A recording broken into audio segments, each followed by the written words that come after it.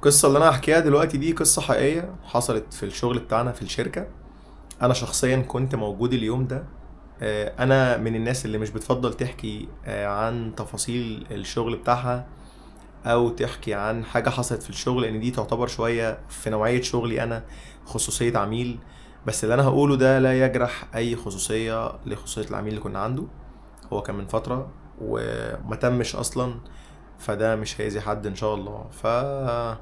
انا هحكي لان انتوا بتطلبوا كتير قوي في الكومنتات ان احنا نحكي لكم عن الحاجات اللي بتحصل معانا او الحاجات الغريبة اللي بنقابلها في الشغل بتاعنا. احنا بنقابل حاجات كتير جدا غريبة وغير طبيعية. دي من الحاجات اللي منها فممكن احكيها. فلو انت فاضي تقدر تتفرج على الفيديو ده لانه مش هيتكرر كتير. انا ما بحبش نوعية الفيديوهات دي اصلا، بس يعني نجرب ونشوف. فاحكي لكم عن اللي حصل بكل بساطة. انتوا عارفين طبعا احنا بنستقبل اوردرات تنظيف المنازل المهجورة او السكنية العادية. فكان في اوردر، ده اللي انا هحكي عليه في الفيديو ده. الاوردر ده من اوله غريب وحجزه كان غريب.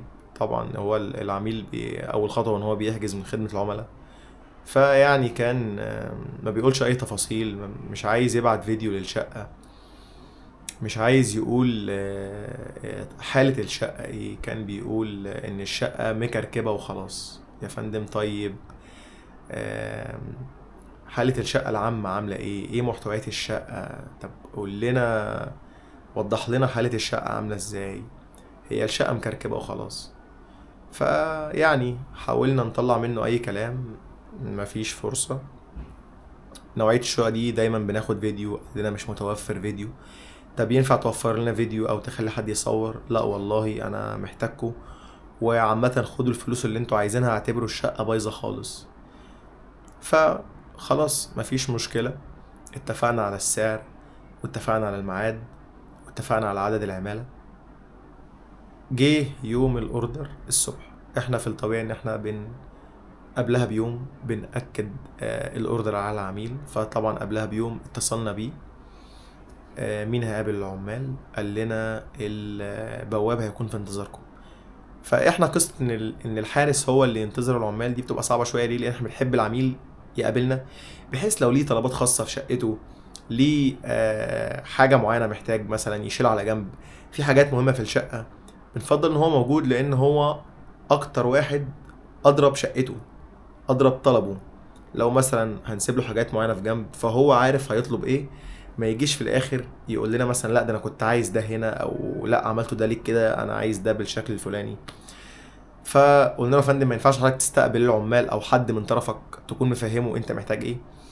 قال لا خالص، لو عرفتوا تخشوا الشقه، ده كان كلام مع خدمه العملاء، لو عرفتوا تخشوا الشقه انا هجيلكم. فالبنت اللي كانت بتاكد معاه الاوردر قبلها بيوم ما ركزتش قوي في الكلمه، بس كتبتها لنا في الكومنتات على السيستم بتاع الاوردرات ان احنا لو عرفنا نخش الشقه نتواصل معاه يجيلنا. لحسن الحظ او لسوء الحظ مش عارف، كنت انا موجود وكنت ناوي اطلع الشقه دي اصورها، لان انا بحب اصور قوي الشقق المهجوره اللي بيبقى فيها شبه مغامرة أو مقفولة بقالها سنين كتير. فبقدر أطلع منها شغل جميل أصوره وأبين شطارة الشركة في نوعية الشغل ده، لأن أنا الحمد لله شركتنا مميزة قوي بقصة الشقق المهجورة. عشان ما أطولش عليكم، هنعدي اليوم اللي أكدنا فيه الحجز ونخش على اليوم بتاع الأوردر نفسه. أنا فاكر اليوم ده كان يوم 4. رحنا المكتب عادي جدا، استلمنا العدة بتاعتنا، وكان اتحركنا باندرايف، طلبنا اندرايف لمكان الاوردر. هو الشقة دي كانت في الجيزة، مش هنقول بقى كانت فين بالظبط وكده علشان العميل يعني ما يزعلش مننا، ولا طبعا هنجيب اسمه يعني. اتحركنا بالاندرايف. كنت انا اللي موجود مشرف في الاوردر ده، وكان معايا 7 عمال. 2 اتحركوا لي من بره، وكان معايا 3 اتحركوا لي من بره، وكان معايا 4 افراد في الاندرايف وانا. الناس اللي اتحركوا من بره وصلوا قبلي، وانا رايح على هناك اتصلت بالعميل.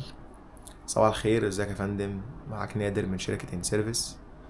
احنا ان شاء الله داخلين على المكان، ممكن تديني رقم الحارس؟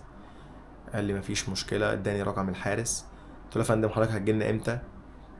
وهنا بدأت ان انا مش فاهم ايه اللي بيحصل. قال لي بص ما تتصلش بيا غير لو دخلت الشقة. قلت له هو مش الحارس معاه المفتاح؟ قال لي اه، هو هيكون مستنيك، هيديك مفتاحين، مفتاح الباب الحديد ومفتاح الباب الطبيعي بقى بتاع الشقة، الباب الخشب. انا دماغي ترجمت ان يمكن في حاجة هتعوق ان احنا نخش الشقة، زي مثلا المفتاح بايظ، الحارس حصل له حاجة ضيع المفتاح، في شيء قافل الباب فمش هنعرف نوصل اصلا للباب. يعني دماغي مش جايبه ان في حاجه غير طبيعيه. انا بنطلع شغل على طول وبيحصل لنا نفس الكلمه، ان خشوا وانا جاي لكم، طب استنوني انا هاجي لكم كمان ساعه. فعادي يعني الجمله عاديه بسمعها كتير، فدماغي ترجمت خير. رحنا، وصلنا هناك، كلمت الحارس، كان اسمه اسماعيل. الو ايوه يا استاذ اسماعيل، انا كذا كذا من شركه ان سيرفيس تبع استاذ كذا كذا. قال لي اه، هو قال لي اديك المفتاح. قلت له اوكي تمام، انا مستنيك. جالي اداني المفتاح وفتح لي باب العماره وبيمشي، لقيته بيمشي.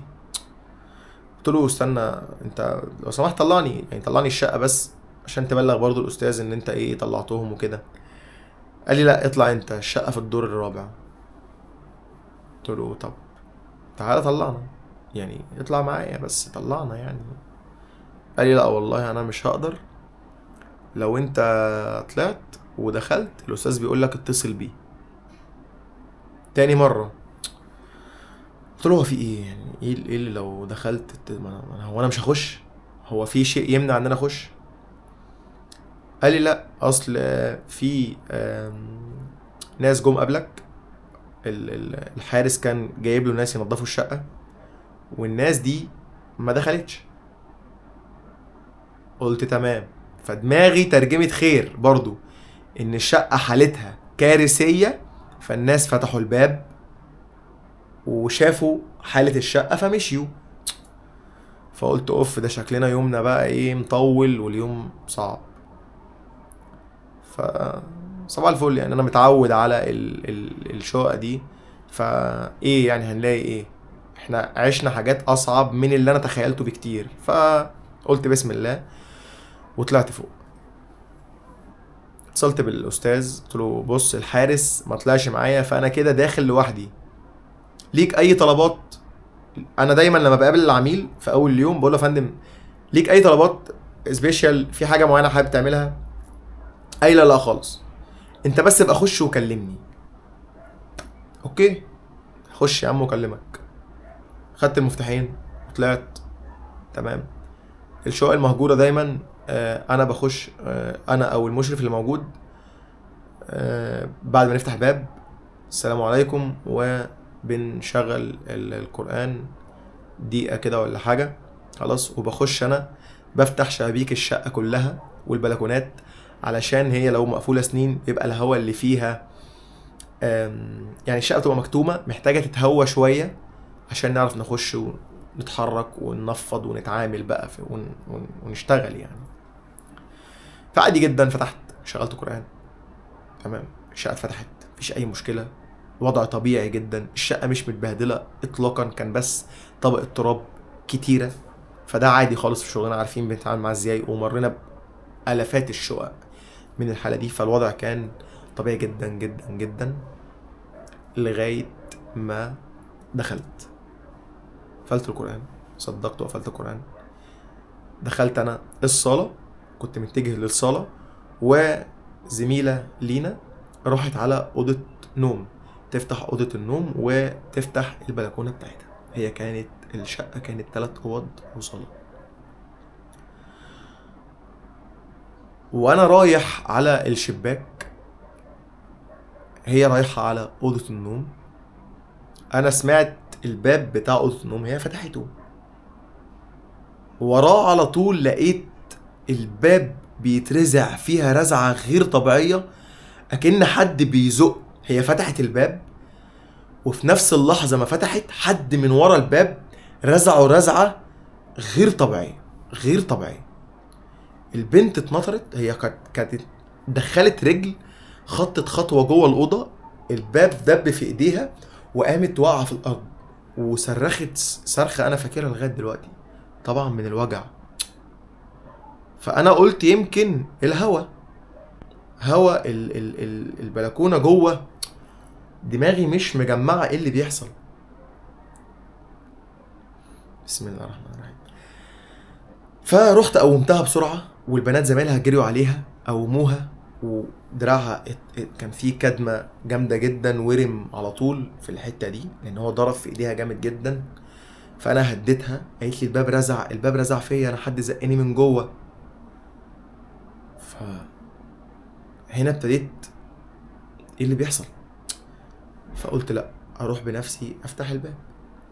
رحت افتح الباب، هي انا متاكد ان الباب ده اتفتح واتقفل تاني، فطبيعي لما اجي افتح الباب من الاكره هيفتح، يعني في اسوأ الحالات هيفتح ويترد تاني. افتح الباب، عارفين اكن حد ساند عليه جوه بعزم ما عنده، بعزم ما عنده حد ساند على الباب. الباب بيفتح 2 ملي ويقفل، حد بيزق، حد ساند عليه وبيزقه بعزم ما عنده.